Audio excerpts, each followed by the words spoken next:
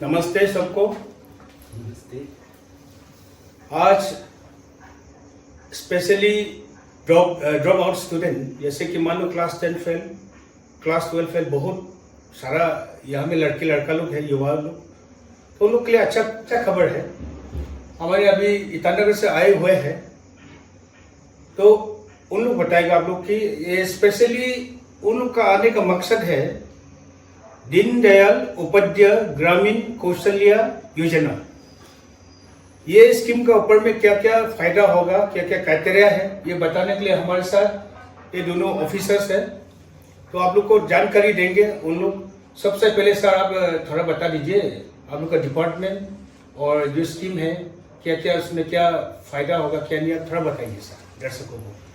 Thank you sir. मेरा नाम तापूदोल है। DDJKY में मैं मिशन एजुकेटिव पेडाजो लर्निंग मैनेजमेंट से करता हूँ। जैसे कि सर ने बताया, दीनदयाल उपाध्याय ग्रामीण कौशल्य योजना जो हमारे डिपार्टमेंट संभाल रहे हैं, जो ASRLM के द्वारा जो ये सब कंपोनेंट है, तो बेसिकली हमारा यहाँ दीनदयाल ग्रामीण कौशल्य योजना, और सर यही चीज़ को लेकर मैं बताना चाहूँगा कि दीनदयाल ग्रामीण उपाध्याय ग्रामीण कौशल्य योजना में हम टारगेट करते हैं कैंडिडेट जो स्टूडेंट है, हमारा भाई बहन जो अरुणाचल पे है 18 to 35 ईयर्स अंडर। तो कुछ बहन या भाई कुछ मतलब कंसिक्वेंस होते हैं, जो मतलब कि आप क्लास 8 पास होता है या क्लास 10 पास होकर जो पढ़ाई छोड़ देता है, या कुछ भी कॉम्प्लिकेशन हो सकता है, फैमिली फाइनेंशियल प्रॉब्लम या अर्ली मैरिज, जो एक दूसरे के साथ में अर्ली मैरिज करके जो भाई बहन एक दूसरे के साथ में ठीक ढंग से नहीं भेज पाया, तो उसी हिसाब से ये उस टारगेटेड कैंडिडेट लोग को मतलब कि सेल्फ लाइवलीहुड के लिए जो मम्मी पापा में डिपेंड होकर बैठा है, तो कुछ ना कुछ अपना खुद का थ्रू से लाइवलीहुड करके जो किस तरह से अपना खुद को स्टैब्लिश करे, ये चीज़ के लिए ये गवर्नमेंट स्कीम जो दीनदयाल ग्रामीण कौशल्य योजना प्रोग्राम बनाया गया है। JPI से जो ट्रेनिंग सेंटर उसे कहते हैं सिंपल लफ्जों में। तो ये प्रोग्राम एक गवर्नमेंट के द्वारा MRD का द्वारा एक फ्री ऑफ कॉस्ट ट्रेनिंग है, जो फ्री ऑफ कॉस्ट ट्रेनिंग है, जो PIs के अंदर में वो कैंडिडेट जो ट्रेन होते हैं। तो उसमें ये चीज़ है कि आप कोई भी हमारा भाई बहन अगर उस ड्रॉप आउट कैंडिडेट या इतने भी हो, ऐसे भी हो सकता है बहन या कोई भाई जो ग्रेजुएट हो, इसका बाद मास्टर डिग्री किया हो, पर भी वो चाहता है कि हम ट्रेन करना चाहेगा, ट्रेनिंग लेना चाहेगा, तो वो भी ये ट्रेनिंग को एविल कर सकता है। ऐसा ना है कि मतलब कि वही ड्रॉप आउट कैंडिडेट ही होगा और वो जाकर ट्रेन करते हैं वहाँ पे। तो यहाँ पे DDUG के हम लोग का जो SRLM स्टाफ जो हम DDUJKY का प्रोग्राम का हम लोग मॉनिटरिंग करते हैं, तो हम लोग का रोल एंड रिस्पॉन्सिबिलिटी वही है कि जो PI जो मेरा बहन या भाई वहाँ ट्रेनिंग सेंटर पे जाते हैं, वो ठीक ढंग से जो गवर्नमेंट का प्रोविजन हिसाब से वो ठीक ढंग से रह पा रहा है या नहीं रह पा रहा है, वो चीज़ को मॉनिटरिंग हम लोग का जो SRLM डिपार्टमेंट का द्वारा किया जाता है जो PIs को। तो ये चीज़ है कि वहाँ पे कुछ 3 मंथ का कोर्सेस है, 6 मंथ का कोर्सेस है, 12 मंथ 9 मंथ का भी है, लेकिन अभी जो 12 और 9 मंथ का ऐसा कुछ क्या नहीं है, तो अभी 3 and 6 मंथ का कोर्सेस है। सर जो कोर्स होंगे उसका फ्री ऑफ कॉस्ट है या कुछ खर्चा देना पड़ेगा कैंडिडेट जो है? हाँ सर, यही चीज़ को मैं बताना चाहूँ कि जो गवर्नमेंट प्रोविजन के द्वारा किया जाता है, हम यहाँ अभी कल और परसों जो ये तिरप का कौन सा डिस्ट्रिक्ट हेडक्वार्टर पे हम प्रोग्राम कंडक्ट किया है, जो कल होगा।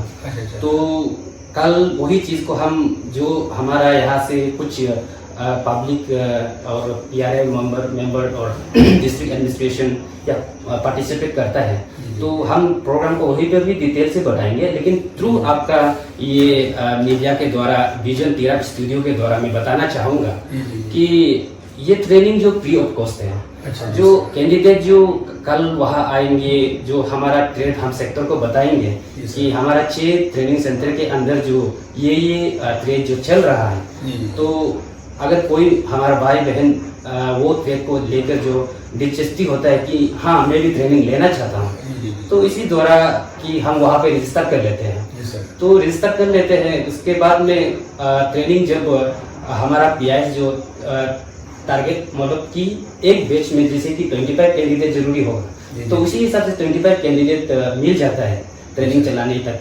तो वो पीआईएस का ड्यूटी बनता है कि पीआई यहाँ डिस्ट्रिक्ट में कौन सा पे आए और जो कैंडिडेट को ट्रेनिंग सेंटर तक ले जाए, वो फ्री ऑफ कॉस्ट हो रहता है। उसके बाद में ट्रेनिंग के द्वारा की ट्रेनिंग पे वहाँ क्या चीज़, हॉस्टल पे क्या फैसिलिटी है, वो सब फ्री ऑफ कॉस्ट है। आपको free of cost in the sense कि वहाँ पे आपका पीआईएस का अपना, तो ये पीआईएस का पीआईएस का माने एब्रिविएशन क्या है सर? सर ये पीआईएस को हम बोलते हैं कि प्रोजेक्ट इम्प्लीमेंटिंग एजेंसी है। अच्छा, पीआईएस। तो जो यहाँ से कैंडिडेट को ले जाने से लेकर जो कैंडिडेट ट्रेनिंग खत्म होने तक और उसके बाद में जॉब प्लेसमेंट, सीधा जॉब प्लेसमेंट रहता है। मतलब 70% जो हमारा एक गारंटेड है कि मतलब कि हमारा कैंडिडेट भाई बहन यहाँ ट्रेनिंग एवल किया है तो उसको जो 70% तक जो कैटेगरी और वो चीज जो प्राइवेट सेक्टर में है। तो हमारा कोई भाई बहनों का कंफ्यूजन रहता है कि गवर्नमेंट सेक्टर में होगा, लेकिन ये चीज भी क्लियर रहना चाहिए कि हमारा भाई बहन को कि ये प्राइवेट सेक्टर पे होगा। तो प्राइवेट सेक्टर हमारा यहाँ पे प्राइवेट सेक्टर इतना बड़ा कंपनी या क्या फैक्ट्री ऐसा कुछ नहीं है, नोटिस में तो नहीं। तो हाँ, तो इसी हिसाब से पीआई का रहता है कि पीआई लोग जो ज्यादातर प्लेसमेंट जो आउट ऑफ स्टेट किया जाता है। अच्छा, आप लोग करेंगे ना? जी जी, तो ये लोग कराएंगे।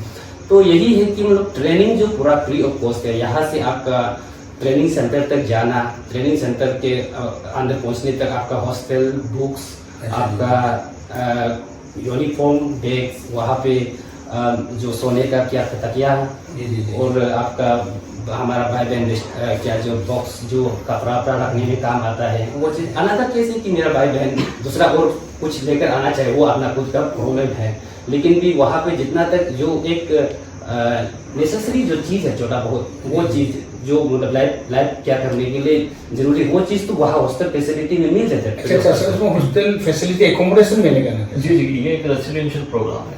ओह अच्छा, बहुत अच्छा। तो यही है कि और वहाँ ट्रेनिंग सेंटर पे हमारा 4 सब्जेक्ट पढ़ाया जाता है। तो 4 सब्जेक्ट में आपका ट्रेड, कंसर्न ट्रेड पे एक सब्जेक्ट होगा, एक होगा आपका सॉफ्ट स्किल जैसे पर्सनैलिटी डेवलपमेंट एक प्रकार का बोला जाएगा। तो दूसरे क्या जो आपका रहेगा वो जो बेसिक इंग्लिश, तो बेसिक इंग्लिश सिखाया जाएगा। इसके बाद जो आपका आईटी होगा, आईटी क्लास जो इंफॉर्मेशन टेक्नोलॉजी, आप उसमें आईटी क्लास में वो डेस्कटॉप रखा जाता है। तो 50 बेस का होगा तो 25 बेस का होगा तो 25 डेस्कटॉप रखा जाएगा, वो अपना इस हिसाब से सीखिएगा। जो डिफरेंट है कि कुछ गवर्नमेंट प्रोग्राम आया हुआ था, उस कुछ जो कि भाई बहन को ले गया, एक छोड़ दिया, मतलब रिस्पॉन्सिबिलिटी नहीं, और भाई बहन वहाँ पे बदनाम होकर आ गया या वहाँ पे तकलीफ होकर वापस आ गया। तो ये चीज़ हम लोग नहीं समझते है कि हम लोग as a monitoring team sir हम लोग यही चीज़ समझते हैं कि प्लेसमेंट के जो ट्रेनिंग खत्म होने के बाद में प्लेसमेंट तक हम लोग जो 3 या 4 मंथ तक हम लोग ट्रैकिंग करते हैं हमेशा। तो ये पीआई लोग का रोल रहता है, ट्रैकिंग करते हैं उसको, मेरा भाई बहन को कौन सा कंपनी में प्लेसमेंट किया, कौन सा फैक्ट्री में प्लेसमेंट किया। तो इसी हिसाब से लाइफ टाइम तक फिर हम ट्रैकिंग भी तो नहीं कर पाएगा, कोई और दूसरा भाई बहन आना है। तो उसी हिसाब से हम 3 मंथ या 4 मंथ तक ट्रैकिंग करते हैं। उसके बाद में कोई भाई बहन हो गया, उसे वहीं पर चलो आप इतना तक काबिल हो गया तो आप अपना खुद का कोशिश कीजिए अभी। तो ऐसे घर जो हम लोग क्या करते हैं, वो भाई बहन को अपना ट्रैकिंग का हिसाब से हम लोग अपना ट्रैकिंग को जोड़ देते हैं। तो यही हम लोग का रोल एंड रिस्पॉन्सिबिलिटी है, यही GDUGKY का क्या के रहने का। Thank you. तो सर अब पीआई का तरफ से कुछ दर्शकों को क्या कहना चाहेंगे? जी, सबसे पहले तो नमस्कार, मेरा नाम हिमांशु सराठे है। मैं वर्ल्ड एजुकेशन मिशन ट्रस्ट से हूँ। मैं एज ए प्रोजेक्ट हेड इस कंपनी में काम कर रहा हूँ। ये ट्रस्ट जो है एजुकेशन फील्ड में है, काफ़ी समय से एजुकेशन फील्ड में ही है। जैसे कि अरुणाचल यूनिवर्सिटी एक WAM के द्वारा बनाई गई यूनिवर्सिटी है। इसी के साथ साथ जैसा कि सर ने अभी बताया कि DDUGKY दीनदयाल उपाध्याय ग्रामीण Kaushal Yojana placement link training programme है। तो हम लोग अभी जो है इस DDUGKY के अंतर्गत फैशन डिज़ाइनिंग का कोर्स चला रहे हैं। फैशन डिज़ाइनिंग जो कि अपैरल सेक्टर का एक कोर्स है, ये 6 महीने का कोर्स है। 6 महीने का कोर्स है। इसमें क्या होता है कि जैसे ही कैंडिडेट की ट्रेनिंग कंप्लीट होगी उसका प्लेसमेंट होगा। अब जैसा कि आप मुझसे बेहतर समझते हैं कि अपैरल इंडस्ट्रीज हमारे अरुणाचल प्रदेश में है नहीं, तो जैसे ही इनकी ट्रेनिंग कंप्लीट होगी, इनका प्लेसमेंट होगा, जो कि आउट ऑफ स्टेट भी हो सकता है, नियर बाय स्टेट भी हो सकता है। ठीक है, इस प्रोग्राम के लिए, इस प्रोग्राम DDU-GKY के लिए ट्रेनिंग जो अंडर ट्रेनिंग रहेगा वो कैंडिडेट या बेनिफिशियरी कह सकते हैं उसको, इसको किसी भी प्रकार की कोई फीस नहीं देनी है। Training centre plus residential facility, ये उसके लिए फ्री ऑफ कॉस्ट है। उसको जैसा कि सर ने बताया कि basic computer training, soft skill training, English की ट्रेनिंग, ये सारी उस पूरे एक ट्रेनिंग का पार्ट है। इसके बाद इनका असेसमेंट होगा, उनका एक सर्टिफिकेशन एग्जाम होगा, वो एग्जाम क्लियर करेंगे और उसके बाद वो जो सर्टिफिकेट मिलेगा पूरे इंडिया में वैलिड है, उसके बेसिस पे वो कहीं भी जॉब भी ले सकते हैं।